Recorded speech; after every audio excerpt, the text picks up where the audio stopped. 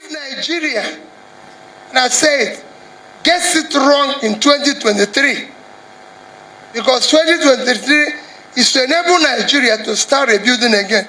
If they get it wrong, I can assure you that it will not take time for some of you who will still be there at that time to be refugees somewhere. Today, go and look at the list of fragile failing states. Nigeria is on top of it. Today, go and look at the list of terrorized nations. Nigeria is number 3. We are now ranked the same place as Afghanistan and Yemen. Go and look at the list of terrorized nations.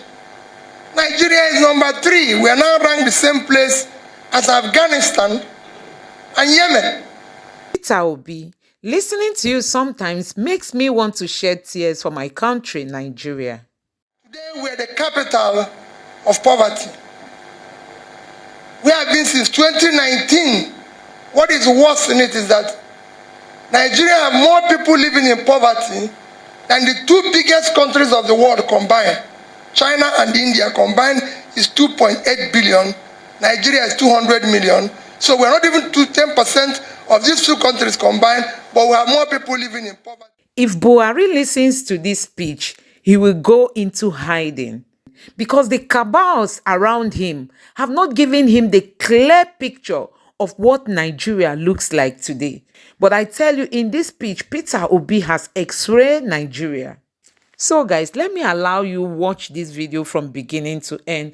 Please do me a favor, subscribe to my channel, turn on the notification bell, like this video so that YouTube can recommend it to many people, and let me know what you think in the comment section below. Thank you.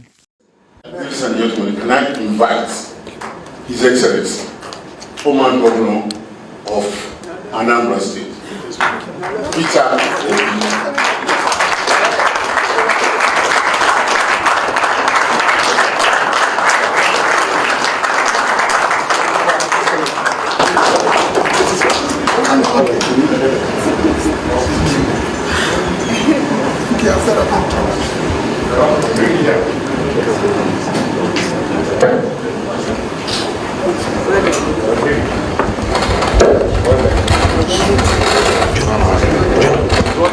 Really thank you for the honor, of him allowing me, permitting me, directing me to come and talk to you. Second is to thank you sincerely for what you're doing for this party. Most of you have been involved in this party since inception, and what you're doing for the country. Most of you have done wonderful work for the country, and I thank you for that. My visit this afternoon is just to introduce myself and be able to mention, I'm sure you've been seeing other aspirants and you continue to see all of us, to be able to say to you, my name is Peter Obi and this and this. So whatever I'm going to tell you about this country, you know it already. Some of you are involved with it. But to join from where my little comment is to plead with all of you. The country you used to know, the country you are part of building, is no longer there.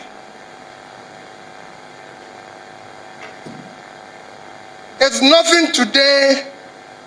If Nigeria, and I said, gets it wrong in 2023, because 2023 is to enable Nigeria to start rebuilding again.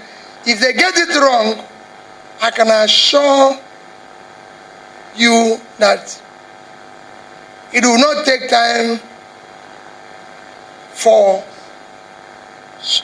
some of you who will still be there at that time to be refugees somewhere.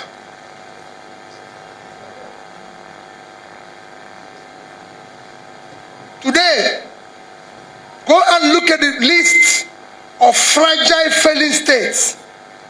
Nigeria is on top of it. Today, go and look at the list of terrorized nations. Nigeria is number 3. We are now ranked the same place as Afghanistan and Yemen. Today, we are the capital of poverty. We have been since 2019. What is worse in it is that Nigeria have more people living in poverty than the 2 biggest countries of the world combined. China and India combined is 2.8 billion. Nigeria is 200 million. So we're not even to 10% of these 2 countries combined, but we have more people living in poverty than both of them combined. Today we have 50 million children out of school. And not out of school. 60 to 70% of them have never been to school at all. So they're not out of school. They've never even experienced the class of coming out of it.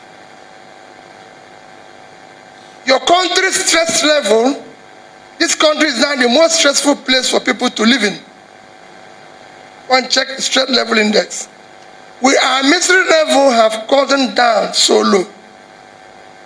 We have the highest unemployment rate because we have been comparing with South Africa, but I'll show you how South Africa is less. We have 33% unemployment. When you include underemployment, you have 55%, out of which 60% of these are young people in their productive age doing nothing. At the age they are supposed to be the engine of production, they're not doing anything. They've left school. Some of them didn't go to school, but they have nothing doing. So you have millions of them all over the place. We've just overtaken India in infant mortality. They expected we would overtake them in 2024, but we've overtaken them by first quarter. The list is endless. In drug prevalence now, the global rate is 5.8. Nigeria is 14.9. And it's 70% more among the young ones. That is where your country is. Your debt level is totally unacceptable. I was speaking to the Senate yesterday, and they showed me a young man, they showed me a senator, distinguished senator, who is the chairman of approving the loans in which Nigeria, all the loans that they are borrowing. And I said to him, thank you for approving it. But let me tell you, all the loans people have approved have put us in a mess. Today, we're using 98% of our revenue to service debt.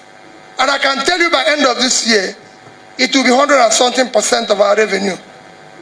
The first 5 months of last year, Nigeria generated as a revenue 1,847 billion. And they used 1,802 billion to service debt. 98%. It was remaining only 45 billion. Last year, our budget was 13.something trillion, and they said they are going to borrow 4 trillion. They ended up borrowing 6.7 trillion because they couldn't make it. This year, our budget is 17 trillion. And they said they are going to borrow only 7. They are going to generate 10.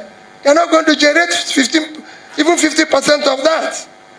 So we are going to borrow about 8 this year, and we are going to service all those debts. It is not possible. There's no way a country can survive with that level of debt. And every day what you hear from government is that we don't have a borrowing problem, we have a revenue problem. You don't have a revenue problem. Revenue comes from production. The country is not productive. It's consumption. When you have millions of people unemployed, how can you generate revenue? You're not doing anything. People in your villages can't pay tax. They can't pay for anything because they're not doing anything. You need them to do something to be able to generate this thing. We have engine of production and employment, which is micro, small, medium businesses suffering in Nigeria. And nobody wants to do anything. And what people will tell you is that They give examples of, I've traveled to countries all over the world. No country operates like Nigeria. I've been to about 30 countries studying what is happening in Nigeria. And I've spent time. I've been from China to India to everywhere. I just came back last week from Morocco. I was in Morocco. I went to Morocco on Sunday and was there for almost 1 week. Traveled all over Morocco, spoke to their government officials. Nobody runs the way Nigeria runs. They have debts. Borrowing is not a problem. Every country in the world borrows. Even Norway, with the greatest sovereign wealth fund of 1.4 trillion, they are owing 50% of their GDP. It is what you use the money that makes a difference. And I'll give you an example of using everywhere I've gone today and tomorrow. I can show other places. I was in Bangladesh. I don't want to use small countries. I was in Bangladesh in 2010, and I spent 1 week in the villages of Bangladesh. Bangladesh was far poorer than Nigeria. In the year 2000, they were below us in HDI. Today, with their medium, we are still struggling in the poor circle. In Bangladesh, I met people. In fact, arriving at Bangladesh airport, you will not eat. It was so dirty, it was everything. I wondered, where is this place? As at that time, Bangladesh had a GDP of $115 billion with a per capita of about $700 each. That was 2010. Nigeria GDP was 375 billion, our per capita was 2,250 in 2010.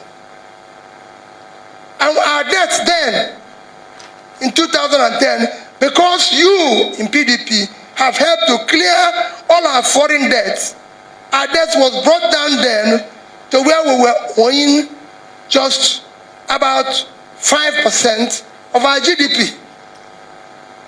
So we were owing less than $10 billion. Equivalent then. Or call it about equivalent to about 20 because of the rate of exchange then. 20 or even 25. That was what we were owing then. Today, Bangladesh GDP is $335 billion with a per capita of 2,050. So they've done 3 times what their per capita was in 2010. Nigerian GDP is 400. Our per capita had come down to 200. We lost below over 10% of what we were in 2010. Our debt have increased from about 30 billion to $100 billion. So that money borrowed did not yield or put into production. It made no contribution to our GDP, to our per capita, to everything. It was thrown away. And we're a nation. And nobody cares. Nobody bothers and says, okay, we're moving. This is how it's been in every country. We are not the first country that have poverty problem. China in 1990 had 98% of their people living under poverty. Today, China have less than 2% living under poverty. In fact, in from 2000 to 2015, China pulled 435 million people out of poverty. In 1990, Vietnam have 97% of their population living under poverty. Today they have 1.6 living under poverty. So is Bangladesh. Everybody is pulling their people out of poverty. Even in Africa, in countries like Egypt. Egypt with 100 million people now have more diaspora remittances than Nigeria. Because if you go around now, they've invested in education, they've invested in anything. In the Egypt HDI in the next 1 or 2 years will be high. Nigeria is still low. We started with them in year 2000, low. They've now gone to medium, and now moving to high. Everybody we've met, Ghana was low, they now moved to medium. Bangladesh have moved to medium. Everybody, we are the only people who are stuck in low. And we are now receding in low. Because nobody cares. My plea to you this evening is, please, do not bequeath your grandchildren anarchy. That's where we're going. It's not about the election. It's not about who will be the next president. No, it's not about who will be able to be in position to be using siren. It's not about who will be able to share. There's nothing to share again. It's finished. We need wealth creators. Now, we need somebody that can create wealth. Everything that is left in that pot is gone. It is not a time for rascality. It is not a time for careless talk. We need somebody that can understand how to build an intangible and tangible assets of a nation building. Who has connection globally that can stand and speak to colleagues and plead with them to come and save Nigeria. Or we will be refugees. None of you can wash plates outside here. None of you can sweep anything. Your drivers can. Imagine what it is now if you live here and you get to another country and the only job left is to wash plates. How can you do it? You cannot. You want to go in peace. Most of you at the departure lunch, you want to go in peace. You don't want to go crying. And that is critical for you. It's critical for us. I get up every morning and I wonder what is happening here. Yes, people now, everybody is telling you, we will do this, we will do this. Please, I'm begging, let us check. All those that are going to come and talk to our party, they want to be this, let us check their background. Where are they coming from? What have they done in their life? Who are they? It's easier. I got to tell people, it's easier to grandstand and say things you cannot do or what you cannot do. My name is Peter Obi. I'm a trader. That's all I've done in my life. Forget about how Kupe described me. I'm a businessman who have been a private businessman in Nigeria, have made success of the business and understands how to solve the problem that it will make private sector drive the process today. I know how your country can start turning around by creating revenue and ensuring that small businesses get money in order to do business, in order to create jobs. I know how much how to direct the banks to do the right thing. Our ports today don't work. I drove from over 300 kilometers, or about that, from Rabat to Tangier airport, port in Morocco to see how their port works. Because I cannot see how Morocco, with less than about 1/7 of Nigerian population, can have the biggest port in Africa that does 3 times the cargo of Nigeria. 3 times, all our ports put together. And I went there, and I said I was working. Morocco exported, last year's export was $40-something billion without having oil. We're earning $18 billion in oil. And they even tell us that 98% of it is stolen. We're stealing it. What are we talking here? And we have a country. Look at what is happening to everywhere in the north today. Do we still have a country where we have people who have kidnapped people in Nigeria, taking them somewhere and are calling by phone in this age of technology, and you can't do anything to them? Do we have a country? There's something wrong. It just shows that people don't want to make a decision. I have been a governor of a state where there's crisis, and I can make the elders in that state are here. We solved it overnight.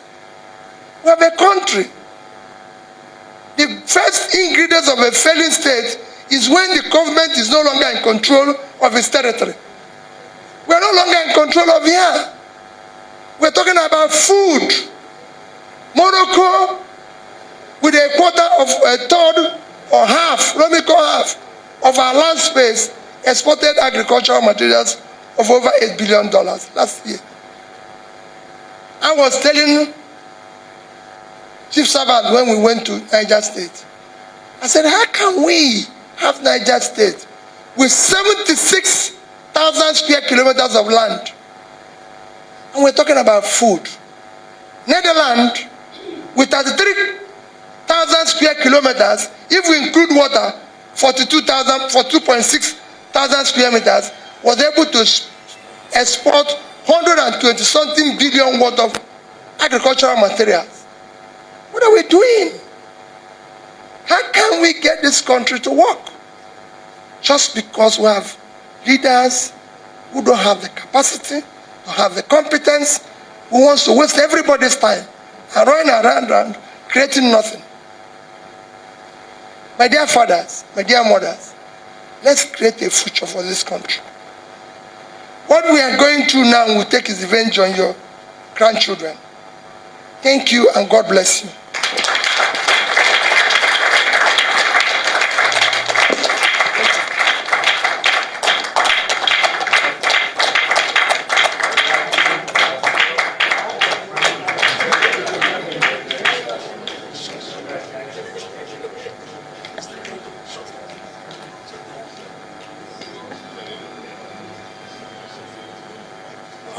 Mr. Chairman,